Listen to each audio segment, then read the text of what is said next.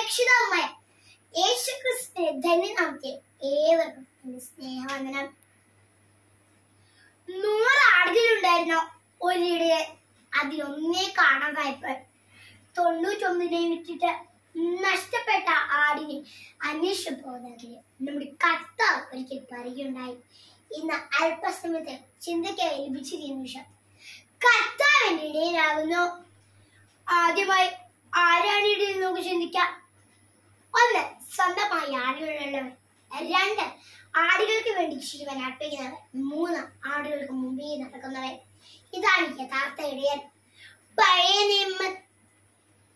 നിയമത്തിൽ ഹാബേലും ഗോത്രപിതാക്കന്മാരും ഇടയന്മാരായിരുന്നുവെങ്കിൽ പുതിയ നിയമത്തിൽ നമ്മുടെ കർത്താവാകുന്നു ആ നല്ല ഇടയൻ. നമ്മുടെ കർത്താവിനെ നല്ല ഇടയായി കാണിച്ചിരുന്ന അനേക വാക്യങ്ങൾ വിശുദ്ധഗ്രന്ഥത്തിലുണ്ട്. ആദ്യ പുസ്തകത്തിൽ തുടങ്ങി സങ്കീർത്തനങ്ങളിൽ, ലേഖനങ്ങളിൽ, സുവിശേഷങ്ങളിലെല്ലാം നല്ല ഇടയെ കർത്താവിനെ കാണിച്ചു തരാൻ സാധിക്കുന്നു. വീണ്ടും കർത്താവ് നേരിട്ട് പറയുകയാണ്. വിശുദ്ധ യോഹന്നാൻ 10:11 ഞാൻ നല്ല ഇടയനാകുന്നു. നല്ല ഇടയൻ തന്റെ ആടുകൾക്ക് വേണ്ടി സ്വന്തം ജീവനെ അർപ്പിക്കുന്നു. ഇനി കർത്താവ് എന്റെ ഇടയനായത് എങ്ങനെയെന്ന് നോക്കാം.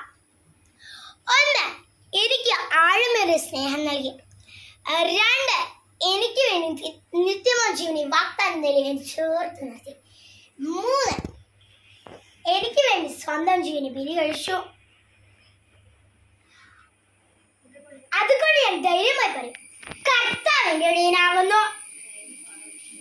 അതേ കൂട്ടുകാരെ, കർത്താവ് നമ്മുടെ ഇടയനാണെന്നും അത് നമ്മെ കാലത്ത് പരിപാലിക്കുമെന്നും തിരിച്ചറിഞ്ഞ് അനുസരണയോടും പ്രാർത്ഥനയോടും ജീവിക്കുവാൻ എല്ലാവർക്കും കഴിയട്ടെ. ഞാൻ എന്റെ വാക്കുകൾ ഉപസംഹരിക്കട്ടെ. നാം പാപം ചെയ്യുമ്പോൾ കാണാതെ പോയ ആടിനെ പോലും മാനസാന്തരപ്പെടുമ്പോൾ ഇടയന്റെ കൂടെയുള്ള ആടിനെ പോലും ആകണം.